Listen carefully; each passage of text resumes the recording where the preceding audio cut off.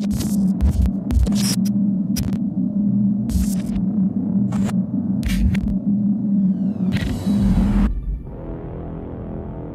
August 2005, the close to 500,000 residents of New Orleans knew all hell was about to break loose.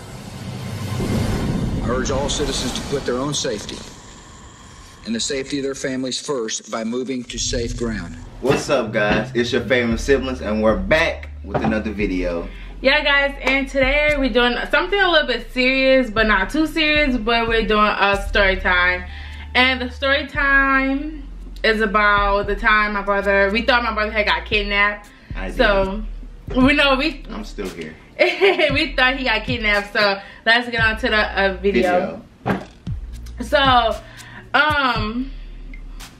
this video, I really don't know how to start this off, because I don't know how to start it off, because like this happened. If you guys don't know, we're from New Orleans, so yes, we've been through Hurricane Katrina, and we know what the people in Houston is going through right now. So like, we've been there, done it. We was actually in the storm. So the reason why I'm talking about this, because days later, I don't know, like, I don't want to go too much in details, because that's going to end up to going to another video about, you know, how we were doing Hurricane Katrina. And if you guys want to know how we had to survive during Hurricane Katrina, leave it down in the comment section, and we would definitely do a video about how we survived, because we actually was in the attic for 10 hours during Katrina, so we actually was in the storm. But anyways, let's fast forward to the storm hit August 29th, so this happened like days later. So by this time, we don't know what day it is, because like we didn't have any phones, no calendars. Keeping track of anything. Where was we at again? Arkansas. We was in Arkansas. We was on the military base, and that was crazy being on a military base, because the military treated us so nice. They gave us so much. Like, it was a crazy experience once we got put on a plane and brought to Arkansas. And really, the plane almost got hijacked. Like, oh my gosh, crazy.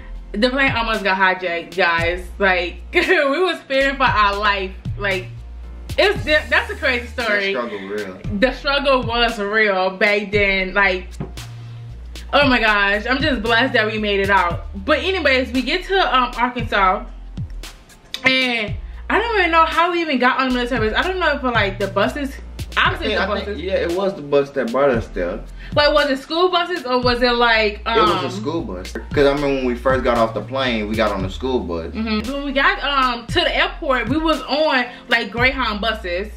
When we went to the airport? Yeah, we went to the airport. Oh.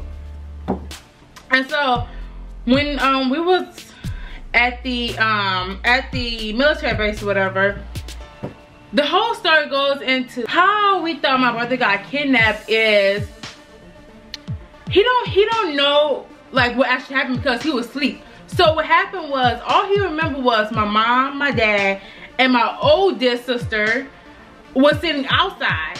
They was outside talking, you know, doing what they do, whatever. And so I remember going outside. My sister was my other older sister. She was actually upstairs in the room with my brother. Like, they gave us a room. They gave the people who had the mom and dad and the kids had one room, a room with a door. And if you didn't have, like, you know, a man with you, or just a mom and kids, or just a man by himself, they get to sleep on the outside without the door. So we had a room with the door, and it was, if you ever been to college and been in a dorm, it kind of like a dormitory. And so when all he remembered was they were sitting outside. And so when they were sitting outside, he was out there in the beginning, but then actually he came back inside, because he was at what, 4 at this time? So he was 4 at this time. And so she brought him inside to go to sleep, or she brought him upstairs inside to go to sleep or whatever. So after that, it was later on during the middle of the night. That's all he remembered was my parents and my sister sitting outside. I know, that's why I went outside afterwards. Yeah, he went outside after and started screaming, like oh my gosh, where's my mom, where's my dad? Like he thought we left because it was pitch black. And when you woke up. When I woke up, the room wasn't dark. No, our room was dark because you didn't see nobody up in there. That's why you went back outside. I know, because when I had woke up, I was tripping because I was like, where everybody at? And when I did that, that was what made me went outside. Cause I was like, okay, maybe they outside. But then I was like, dang, I still don't see nobody. Right. So that's what made me, I was outside, and then a lady had came. And then after the lady came, I just went in the room with her and her family, I guess. Yeah. That's her family. So I'm saying, when you open the door, it had to be light. Was it light in the hallways? I think it was light in the hallways. Okay, so it was light in the hallways, but our room, it was pitch black. So like you really couldn't see it. That we had one window, and so if you open the windows or turn on light, that's the only light source that you was gonna get. And so he got out the door. I'm talking about from my perspective, besides from his perspective. My mom woke up and she was just like, oh my gosh. She told my dad, she's like, oh my gosh, wake up, wake up. I think somebody came, took LaWalt or whatever. And so after my dad got up or whatever, we all woke up. We was like, oh my gosh, what the heck is going on? So I remember going with my mom. She was like panicking, like, I mean, like a black woman going crazy because her child was missing, okay? And so I go into the bathroom, you know, just to see if he's in the bathroom or some kind of way or whatever. Because if you ever been to the military base, the bathrooms are just with a stall. It's like a shower on one side, and then it's like the toilets, but they separated by walls, but they have no doors. So we could have easily saw him or anything. So I told my mom, I was just like, no, he's not in there. So my mom go downstairs and go outside. She started, you know, going crazy. Like, where the heck is my kid? Like, did anybody see a little boy with plaques? And we're gonna show some pictures how he looked back then. He was just like the most cutest little thing ever. I don't have it to now, but he was just. You're always hating. I still look the same. You do not look the same. Just because my hair is not as long, it doesn't mean I don't look the same. He was the most cutest baby ever. He was 4. He was like, oh, a little bitty tiny thing, but this little 4 plaits or whatever. Well, it wasn't plaits, it was like little twists. And so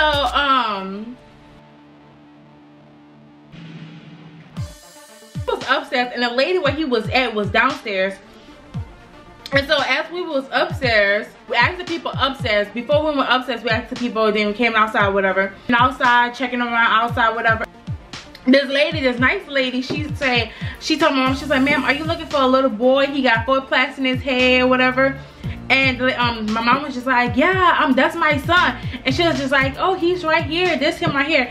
And oh my gosh, my mom just kept on thanking the lady. She was like, thank you so much. Like, I thought someone came and took my child. Like, I was about to go crazy. My little brother, like, oh my god. Can you get off of me, dude? He was almost about to go missing, guys. Like, oh, can you get off of me, dude? But he was about to be missing, guys. So like, that's a crazy experience. Imagine like your kid or your sibling or, you know, your niece and nephew going missing, and you don't think, you know, that someone would come up in and take him, but thank God no one took him or whatever. You know, he was just sitting on a lady's lap, you know, just hoping that my mom woke up. And I mean, I didn't expect that nobody was there. Like I said, yeah, all he remember, I went MIA on me. Right, all he remember was everyone sitting outside. Well, me and my sister was upstairs. I was downstairs for a little while, and then I went back upstairs and laid down and went back to sleep. So he was already asleep, so when he woke up, you know, he just thought everyone was gone. And I ain't see nobody. Yeah, that was a crazy experience. Like, Katrina, I don't wish that on no one. You don't know how experience like that could affect you and, you know, traumatize you until you go through it. Because after that, he was like, you was having like nightmares like for the longest time. Yeah, like, I didn't like when it rained. I didn't like it. I was scared. Like, he was always scared. Like, every time it started raining and thundering, he would, like, you know, run to my parents' living room. You got out there, like, it took you a while to get out, like, shoot, probably like 7, 8, 9. Don't blame me now, bro. It was not. No, I promise you, it wasn't that long. It was that. No, guys, it was that long. I promise you, it wasn't that long. I promise you, I was 6. I'm telling you the truth right now. I was 6. Now sleeping in a room, that's a whole different story. But as in, like, when it was raining, I just used to like hide under the cover. That's when I was younger.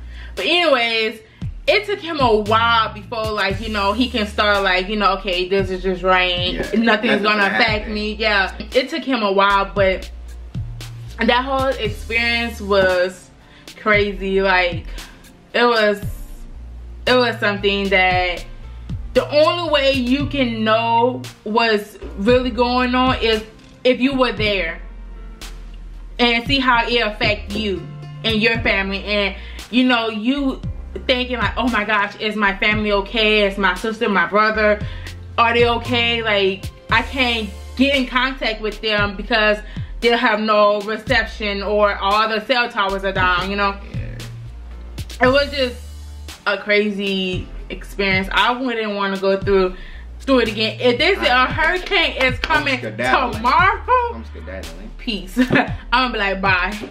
Goodbye. Like, I just couldn't deal with it all over again and losing everything all over again. I couldn't. Yeah. Like, but we're gonna show you guys some pictures of, like, you know, the aftermath that we actually went through of our house. If you guys want a full detailed story of Katrina, leave it down in the comment section down below, and we will definitely give a story, because that is a story. Like, that's a real story. It's a real, like, story that you're gonna be like, oh my gosh. Like, and still to this day, it still affects us. I tried my hardest not to cry about it because I've been there, I've done it, you know what I mean? It's a tough story. And so, but I feel like the only way I'm gonna get over it, well, I can't get over because it's part of my life, you know, but the only way I can move past it and move forward if I talk about it. Exactly. And that's what I try to do myself. I talk about it, and people, when they find out I'm from New Orleans, they'll be like, well, why you don't talk about Katrina? You don't ask. Maybe if you ask me, maybe I'll talk about it. Don't ask, right. Don't tell. I don't wear it on my sleeve. Like, yes, it's a part of my life or whatever, but I'm not gonna wear it on my sleeve and say, oh yes, I've been through Katrina, feel sorry for me. Like, I don't want you to feel sorry for me. I don't want a pity party, you know. And I was like, it's a really interesting story because I eventually talked about how, you know, we thought he got kidnapped or whatever.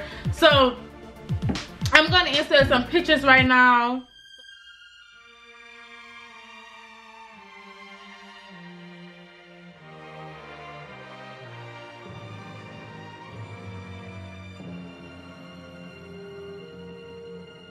I was born by the river in a little tent. Oh, and just like the river, I've been running. So don't forget to follow our social media page. Mine is ASAP Guy, asvpxgvd. And mine is savethefacee_1_. So yeah, don't forget to like, comment, and subscribe to our channel if you're not already. Yes, and don't forget to put on that notification to be notified when we post a new video, because we're coming back with the heat. We're slacking, but guys, we're coming back. We're coming back strong. So be you. Be true to who you are. And as always, your favorite siblings. Peace.